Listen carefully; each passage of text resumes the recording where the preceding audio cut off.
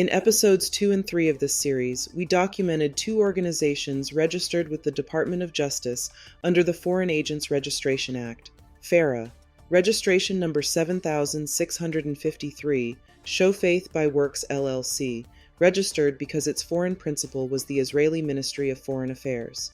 Registration number 7649, Clock Tower X LLC, registered in connection with a foreign-funded media and influence operation. Both were small organizations, both were required to register, both are in the public DOJ database, disclosing their foreign principals, their activities, their funding. Tonight on Words with Wentz, we are going to look at a different organization, one that is not small, one that has documented coordination with the Israeli government, and one that has never been required to register under the same law. The organization is AIPAC, the American Israel Public Affairs Committee, the largest political action committee in the United States. And the question this episode asks is simple: why does the same law apply differently depending on the size of the organization? Before we compare enforcement outcomes, we need to be precise about what FARA actually says. The Foreign Agents Registration Act was passed by Congress in 1938, signed by President Franklin D. Roosevelt, in direct response to Nazi Germany's propaganda operations in the United States. Its premise was simple and bipartisan. If you are acting on behalf of a foreign government to influence American policy, the American public has a right to know. You must register, you must disclose, you must be transparent about whose interests you serve. FARA defines a foreign agent as someone acting at the order, request, or under the direction or control of a foreign principal, which includes a foreign government or foreign political party. Critically, FARA does not prohibit lobbying for foreign interests. It does not ban any activity. Its only requirement is disclosure, transparency about who you are working for and what you are doing on their behalf. That is the entire law. Register, disclose, let the public see. In our earlier episodes, we documented two registrations that are now in the public DOJ database. FARA registration number 7653, Show Faith by Works LLC, Foreign Principal, the Israeli Ministry of Foreign Affairs. The registration documented activities targeting American Christian churches through a digital content pipeline, geofenced advertising, social media distribution, and a coordinated media network. FARA registration number 7649, Clock Tower X LLC, connected to Brad Parscale and Salem Media, also registered in connection with a foreign-funded influence operation targeting American audiences.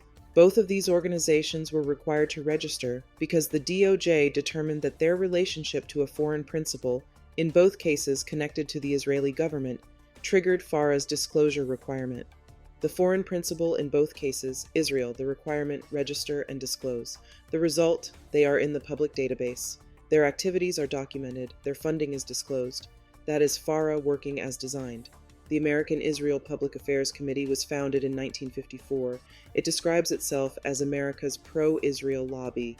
Its operations fall into three documented categories: direct lobbying, matching American citizens with members of Congress to advocate for U.S. military aid to Israel and policies that strengthen the U.S.-Israel relationship, congressional travel, through its educational arm, the American Israel Education Foundation. AIPAC funds all expenses paid trips to Israel for members of Congress. Since October 2023, at least 78 representatives have accepted these fully funded trips. Campaign finance, through its Super PAC, the United Democracy Project, AIPAC has spent more than $28 million in the 2025 to 2026 congressional election cycle alone, supporting candidates who advance its goals and spending against candidates who do not. These are not allegations. These are FEC documented figures. The spending is public. The trips are in ethics filings. The lobbying is on the record. In 1988, 38 years ago, former Senator William Fulbright and former senior CIA official Victor Marchetti petitioned the Department of Justice to require AIPAC to register under FARA. The DOJ opened a formal investigation. Agents interviewed AIPAC officials. They reviewed its organizational structure and analyzed its relationship with the Israeli government and the Jewish Agency for Israel. The investigation was closed without action. AIPAC was not required to register. The DOJ's reasoning was never fully made public.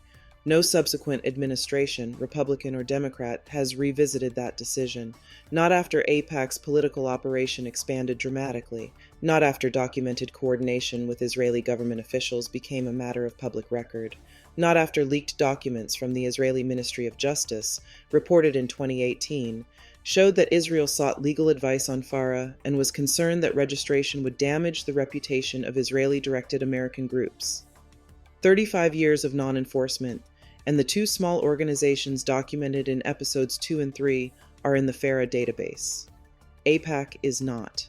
On her first day in office as Attorney General, Pam Bondi issued a memorandum that reshaped the Department of Justice's approach to FARA enforcement. The memorandum directed prosecutors to limit FARA criminal prosecutions to conduct similar to traditional espionage, the exfiltration of information to a foreign government agent. Influence operations that inject information into the United States, the kind FARA was originally designed to address, would now be handled, if at all, through civil enforcement only. Attorney General Bondi also disbanded the Foreign Influence Task Force, the unit specifically created to investigate foreign influence operations in the United States. Legal analysts at King & Spalding noted that the new policy may effectively mean that agents who refuse to comply with FARA face no enforcement at all if their case does not involve traditional espionage. To be clear about what this means, FARA registration #7653, Show Faith by Works, was required to register under the previous enforcement posture. Under the Bondi Memo, organizations operating in the space between domestic lobbying and documented foreign direction now face significantly reduced enforcement risk. The law has not changed. The enforcement has. In May 2026, Representative Thomas Massie of Kentucky, a Republican, introduced legislation called the AIPAC Act, the Americans Insist on Political Agent Clarity Act. It would amend FARA to require AIPAC to register as a foreign agent. Massie stated publicly, "The lobbying that happens on Capitol Hill should be reported if it's a foreign country, whether it's Great Britain, Australia, Turkey, Qatar, or Israel." At the same time Massie introduced that bill, AIPAC was spending heavily in his Kentucky primary, supporting his opponent with millions in outside spending. The race has been reported as the most expensive congressional primary in American history. That is not a coincidence to be noted and set aside. It is documented. The organization that would be required to register under Massie's bill is simultaneously funding the campaign to end his career. This dynamic is what makes the FARA question structurally difficult to resolve. The people who would have to enforce FARA against AIPAC are confirmed by senators who receive AIPAC support. The oversight committees are populated by members who receive AIPAC campaign contributions. The same money that flows through the system is the money that would have to authorize investigation of the system. I want to be clear about what I am and am not saying. I am not saying AIPAC is a foreign agent. That is a legal conclusion that requires evidence I do not have and a DOJ determination I cannot make. I am not saying the U.S.-Israel relationship should not exist, or that Israel cannot have advocates in American politics. Every country with interest in Washington has advocates. What I am saying, as a paralegal who has read these filings, is that the same federal law required two small organizations with documented ties to the Israeli government to register and disclose their activities. Those registrations are in the public DOJ database. The law applied to them. That same law has not been applied to the largest PAC in the United States, whose own stated mission is to advance Israeli interests in Washington, whose annual conference features Israeli government officials briefing American lawmakers, and whose coordination with Israeli government communications is a matter of public record. The Foreign Agents Registration Act says nothing about the size of the organization. It says nothing about which country. It requires disclosure when the standard is met. Equal application of that standard is not a partisan position. It is what the law says. This is Words with Wentz. Know your rights. Let the signal cut through the noise. Reading between the lines. Every story leaves a trace, unlocking time and space, finding truth.